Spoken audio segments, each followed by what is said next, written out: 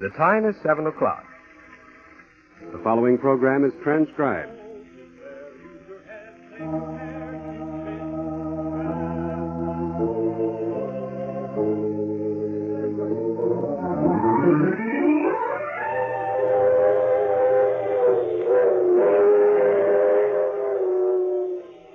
Mutual presents The Mysterious Traveler.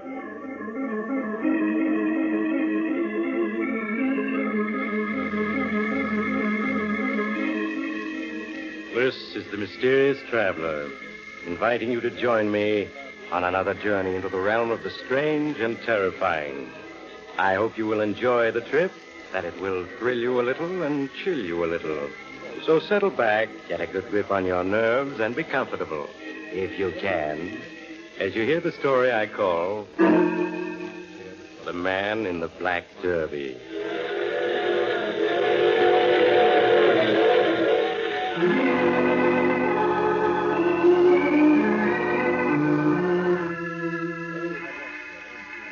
Where are we going? Tonight we're going to delve into the mind of Florence Gordon, a young, attractive woman with a secret fear.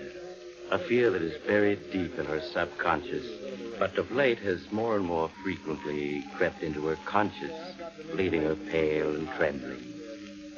But it's just dusk, and Florence is entering Central Hospital to visit a friend who's a patient. As she walks to the information desk, an uneasy feeling comes over Florence. For a moment, she stops and glances around the lobby of the hospital, as if searching for someone, and yet not sure what this person would look like. As she stares at the people about her, a nurse approaches. Is there anything wrong, miss? No, there's nothing the matter. You seem so nervous, huh? I'd like to see Agnes Deering. Can you tell me the number of her room? Oh, I'm afraid you can't see her. She's very sick. Oh, please, she's an old friend of mine. I've come a long way to see her. May I, please, for just a minute? Well, all right. It's just down the hall and to your right. Room 12. Thank you. As Florence Gordon walked down the hall, she unconsciously glanced back over her shoulder. There was no one following her. But as she reached the end of the hall and turned to her right, she bumped into a tall man wearing a black derby. Oh, I'm sorry I didn't notice you. Is this room 12? Yes, it is. Thank you.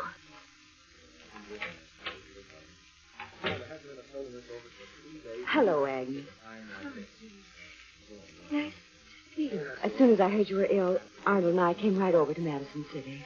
That's awfully good of you. How do you feel? I'm going to die. No, don't say that. The nurse said you were coming along all right. She was lying. Oh, you're lying. I'll never get well. Of course you will. No. I'll never get well or go home again. Tell me, how's Chicago? It's the same as ever. You'll see it again. No. I'll never see it again. How's your husband? Arnold's fine. He's been delayed, but he'll be here soon. It's going to be good to see him again. I haven't had many visitors.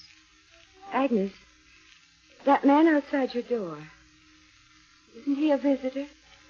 Man outside my door? Yes. He's wearing a black derby. He looks familiar. Black derby? Black derby. It's all very black.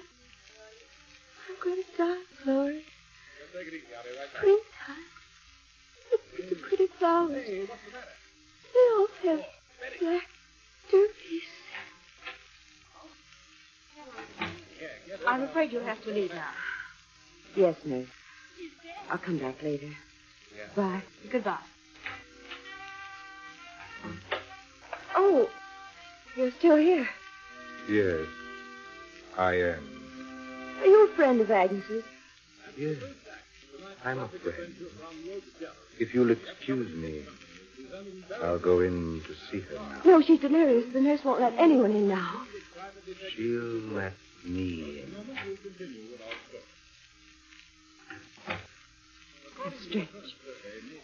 Where have I seen him before? He frightens me.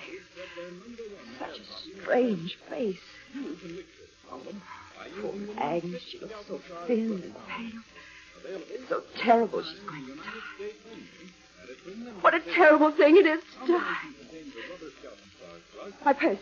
I left it in Agnes's room. I gotta go back. No one's here. Agnes. Agnes.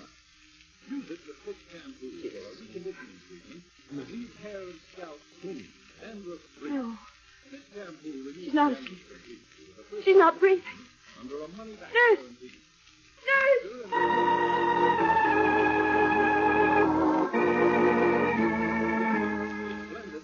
A moment later, in answer to Florence's cries, a nurse came running into the room. The nurse quickly summoned a doctor, who, after a brief examination, pronounced Agnes Deering dead.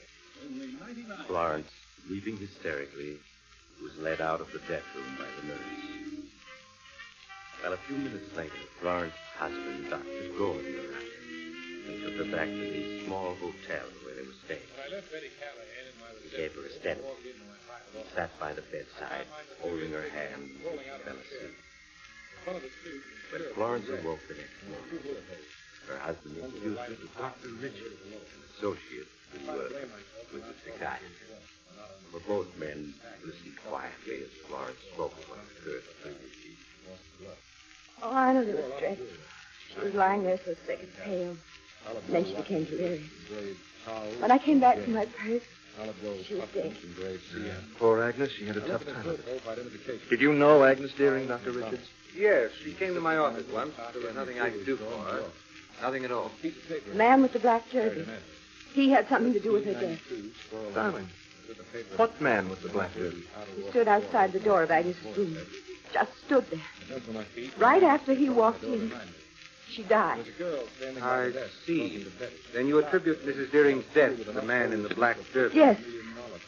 I know it sounds foolish, but he seemed to wait for the proper moment to walk in. It frightens me. That man has something to do with death. Now, please, Florence, you'll get yourself into a state again. I can't help it. There's some horrible connection between that man and her death. I'm following him in here. You were on the elevator with I've been in before. I know I have. Can you remember, Mrs. Gordon, where you've seen him before? Think about it. No. No, I can't think. That man had the face of death. Don't you think, Mrs. Gordon, that death is something that happens? What makes you think he's here? It isn't somebody. I know. I know inside of me that he exists. Tell me, what do you fear most? I suppose death. None of us want to die. That's only natural. But to be concerned with death constantly is the sure way to die. Suppose you come down to my office. We'll have a chat. I'm sorry, Dr. Richards. I'd rather not. Please, Florence, it would be better. You're not afraid of doctors, too, are you? I don't believe there's anything the matter with me. No. I just know that the man in the black derby has something to do with death. Well, I've got to leave. If you change your mind, just drop over to see. Who knows? Maybe the man in the black derby is dead. Won't hurt to talk about it.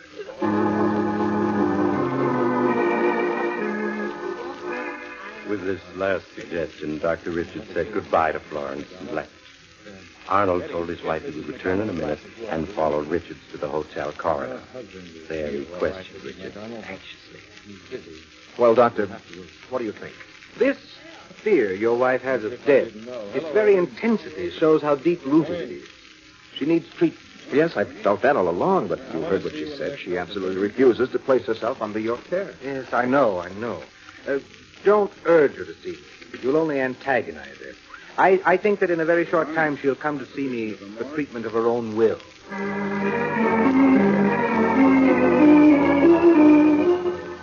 Came in here looking pretty sick. Well, darling, we'd better go to bed. It's very late. I'm not sleeping. Still thinking about the man in the black derby? I can't get him out of my mind. Florence, as your husband and a doctor, please take my advice. There's nothing really to be... What happened? Car smashed into a telephone pole right outside this hotel. Good heavens. Come on, Florence. Someone's hurt. Let's get my medical bag and hurry. Quickly, Florence snatched up her husband's medical bag and followed him from their suite into the corridor. Arnold cast an impatient look at the elevator indicator and motioned Florence to follow him down the stairs. It took them but a few seconds to descend 3 flights to the lobby. But as they rushed out into the street, they could see the wrecked car just a few yards away. Oh, look, the driver's pinioned behind the wheel. Florence, that man standing there. Get him to come over and help me. Well, I wonder why he's just standing there. Go over and get him. Hurry. I beg your pardon. Were you talking to me? My husband needs help. The driver's hurt, pinioned behind the wheel.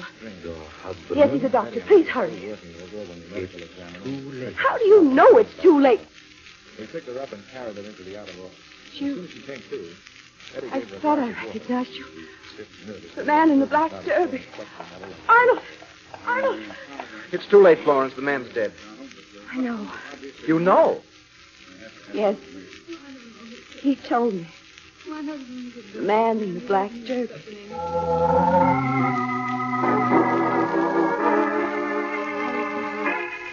For a long moment, Arnold stared at his terror-stricken wife, then took her gently by the arm and led her into the hotel and up to their suite.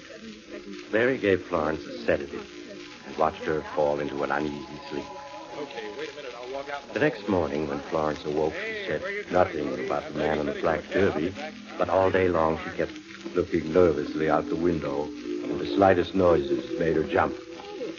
As night came, he paced up and down the room, unable to sit still. Arnold, trying not to show his anxiety, spoke to her soothingly.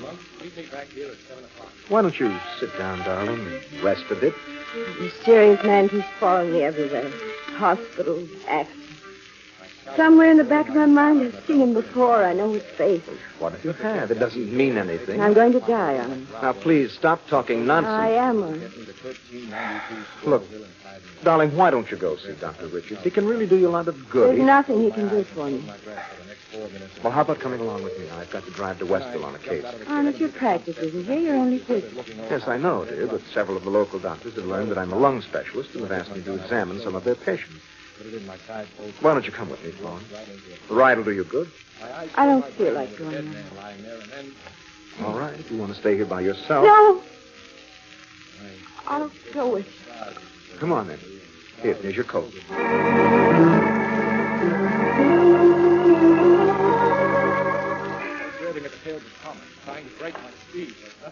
It's such a dark night. Yes, it is dark tonight. Door of the car. It's open. Oh, that's right. Oh, I must have left it open myself. They're always so careful about locking the car. Now, look, Florence, don't start your imagination going again. Believe me, it wasn't the man in the black derby. I simply forgot to shut the door. Now, please, get in. How far is it to Westville? Oh, it's about 10 miles. Such a lonely road. Ah, that makes it even better. You can be sure you won't meet anyone, especially your mysterious stranger. Arnold, why do you keep looking in the mirror? Why, it's just a habit. I always look in the mirror. There's no car behind it. Well, it's just a habit, Florence. What's the matter? I thought I saw something in the mirror. I thought I saw someone in the back seat. There's no one in the back seat. Turn around. Look for yourself. It's so dark I can't see. Well, just switch the light on the side and see for yourself. Oh, there's no one. I could have sworn there was someone there. All right. Now that you're satisfied, you turn the light off, huh? I can't shake off the feeling that someone else is in the car. But you must know there's no one here. You just saw that yourself. Maybe it is my imagination, but I have such a dread feeling of something terrible about to happen. It's as if... Ah! What is it? What's the matter? Stop the car! Stop the car! Why did you scream? What's wrong? I saw him. I saw him. The man with the black derby? Yes. In the mirror. He was serious. Looking straight at me. Now calm yourself, Florence. Listen to me. Your mysterious stranger exists only in your mind. Can't you understand? I saw him, I tell you. I saw him. Florence, that isn't possible. You only think that... What's the matter? The road. Look. A dead tree across. It's right in front of us. Right around a blind curve. we hadn't stopped when I screamed, we would have been killed. I don't understand. I can't figure it out. I understand. It was meant for me. Do you understand, Arnold? My time is up. I'm going to die.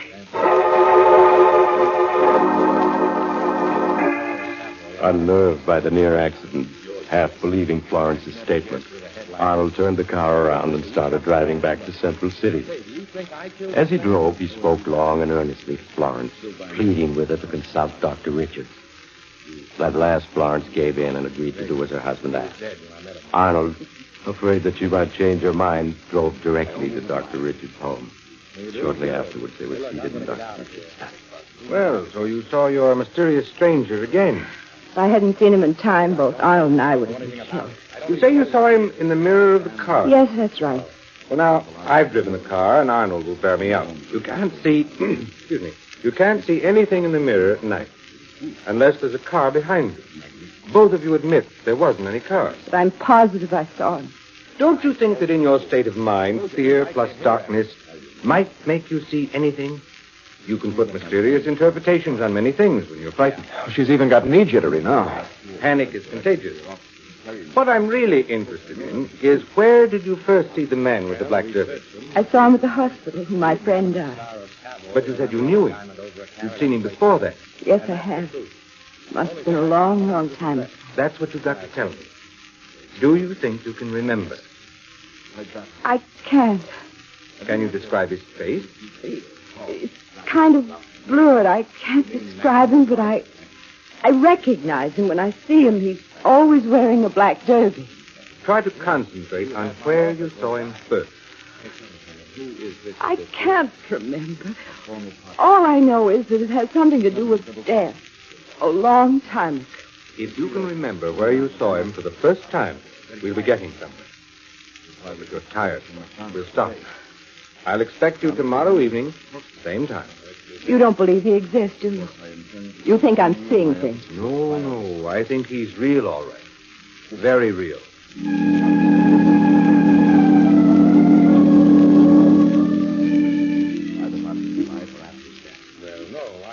Well, how did Dr. Richards and you get along tonight? Not very well. Talked to me a long time, but I still couldn't remember anything. Well, it takes time. You've got to keep going to him. I'm not going to see him anymore. It's no use. Oh, please, darling, don't cry. I'm going to die. I'm afraid. I'm so afraid. Now, you must stop thinking about it. Florence, I'll tell you what we'll do. Let's go to the carnival, huh? They set one up right outside the town. It's been years since we've been to one. I want to stay right here. Please. As a favor to me. Will you? Especially in maintaining hair. All right. Oh, that's good. If the man in the black derby follows you tonight, I swear I'll punch him right in the nose.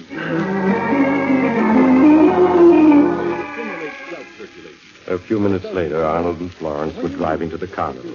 Arnold trying his best to make Florence forget her feelings. They parked on the outskirts of the carnival grounds, and Florence reluctantly left the car and followed her husband toward the lights and music. Soon they were in the midst of the pushing, swirling, joy-seeking crowd. But the noise and excitement and color had no effect on Florence. She only stared at everything through unseeing eyes. Oh, it's like the old days, isn't it? Yes, like the old days. Please, darling, it's pointless to keep looking behind you. There's no one but all these people who are trying to have a good time. I can't help it. Well, just hold on a minute. Arnold, this is different. Come on, folks, get the thrill of your life. The biggest Ferris wheel in all of Wayne County. See the lights of Central City below you for 25 cents. Only $0.25. Safe, exciting, thrilling, only 25 cents. Slip right up, get your ticket. Look, here's the Ferris wheel. How would you like to go up in it? No, I don't think I will. Oh, come on. I'll get some tickets. Two, please. Yes, sir, 2 it is. Who's next? It'll be a lot of fun. Are you sure it's safe? Well, of course it is. Here, we'll take this compartment. Come on. No, I'm not going. Why, what's the matter now? Go away from here. Please. Hurry, folks. Just room for 2 more on the biggest Ferris wheel in the country. Only 25 cents, $0.25. All on. There she goes. What in the world has got into you? Why did you run away? I saw him. I saw him. Where? Sitting in the Ferris wheel. By himself. All by Oh, himself. for heaven's sake, darling, you just imagined that you saw He was him. sitting in the next compartment to the one we were going to take. Sitting there watching me. Well, I guess it's no use. We may as well go. What is it? There's something wrong. The Ferris wheel. One of the compartments has come loose. There are 2 people in it. But, Lord, they're going to be killed.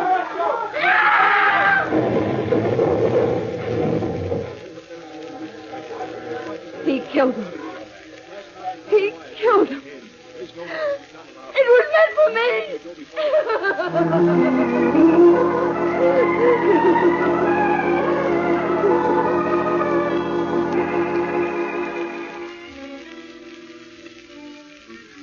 Dear, you mustn't let your imagination become your master. You mustn't. Must be something like this. I've been punished. You've done nothing evil. And you're not being punished. Sooner or later, he'll catch up to me. Darling, look, I've got to go on an emergency call to the hospital. Do you want to ride with me? Why do you have to go? Well, this is an emergency operation. They need a lung specialist, and I'm the only one in town. I have to go. I won't get into the car again. I won't be long. You're not going to leave me alone. I'm afraid I'll have to. I won't stay here alone. All right, that's how you feel. Patients may die because I wasn't able to get... Well, you'll be right back. The minute I'm through. I'll keep calling you on the phone. Keep the door bolted and don't be afraid. After all, you're in a hotel. You can get help in a minute. Please hurry right back. Please. I'll be back as fast as I can make it. Goodbye, darling.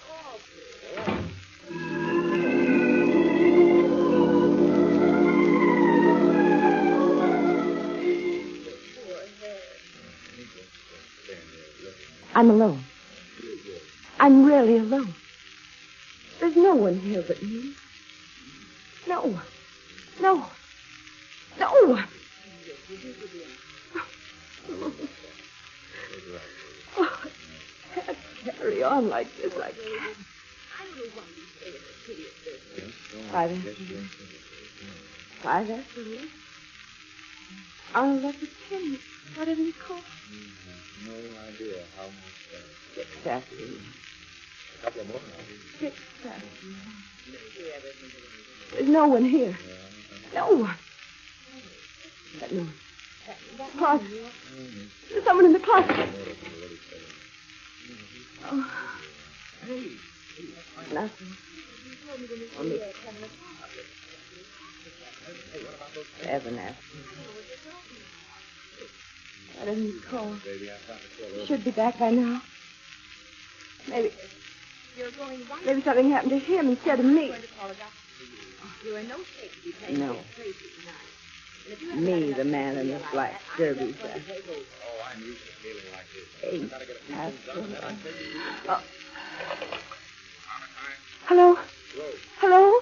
Hello, darling. Are you all right? Oh, yes, Arnold. Yes, I'm all right. Oh, that's fine. No visitors? No, Arnold. No one's come yet. Yes. No one's going to come except me. I'll be over in a few minutes. I'm only a few blocks away. Hello? Hello? Florence? He's here. He's here. He's come. Florence? Florence? Hello? Hello? Florence, I'll be right over. No. Now, don't come near me, please. Come this way. We haven't any time. I won't go with you. I won't. You must. There's no time. You've got to come. Leave me alone, please. Please, leave me You alone. can't go through the door. The hotel is afire. There's another way. Come along. Help! Help! You can't go through the window. It's 3 stories down. Keep away from me. If you won't come, I'll have to force you. No, I'm going to jump. There is no time to waste. I'll have You'll to. never get me. There she is. She jumped up off the tree. Hold on, Florence. Hold on. No. Don't let go. Don't. Oh, she jumped. All right, stand back, all of you. Florence, it's me. Arnold. Don't let him come near me. Don't let him. Oh. Someone call an ambulance and hurry.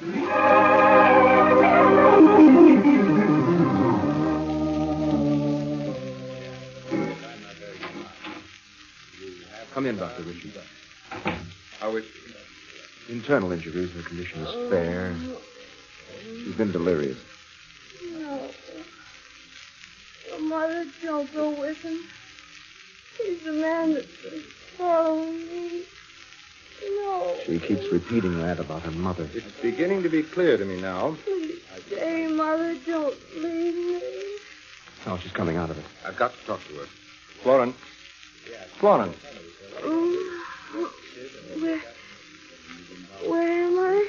You're in the hospital, darling. Oh. I had a horrible dream. Dreamt that my mother went off with the man in the black jersey. That's it. That's where I first saw him. My mother died when I was 5. The physician who attended her wore a black suit. He was the same man. You were very much attached to your mother, weren't you? I loved him more than anyone else in the world. Yes, and since then, every time you see a black derby, you associate it with death. This is an old-fashioned habit. A lot of people still wear derbies.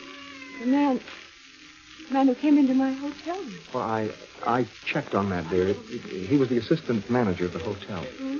He opened your door with a pass key to see if everyone was out of their rooms because of the fire. Then he wasn't dead.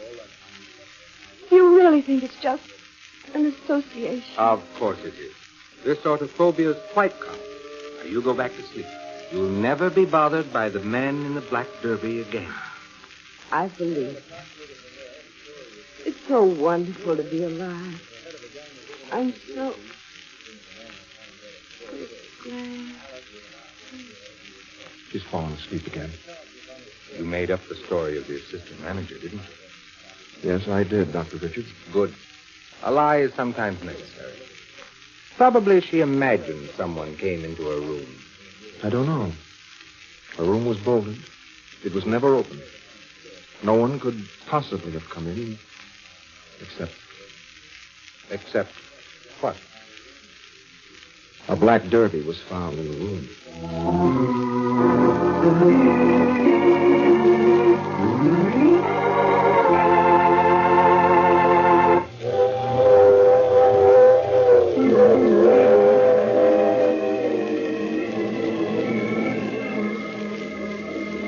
This is the mysterious traveler again. How did you enjoy our trip? Very strange about that black derby that was found in Florence's room, isn't it? Perhaps Florence ought to place an advertisement in the lost and found column. But on the other hand, that mightn't be such a good idea. The owner of the hat might not only call for the hat, but the person who found it as well. Now, I recall another young lady who was unfortunate enough to... Oh, you have to get off here. I'm sorry. But I'm sure we'll meet again. I take this same train every week at this same time.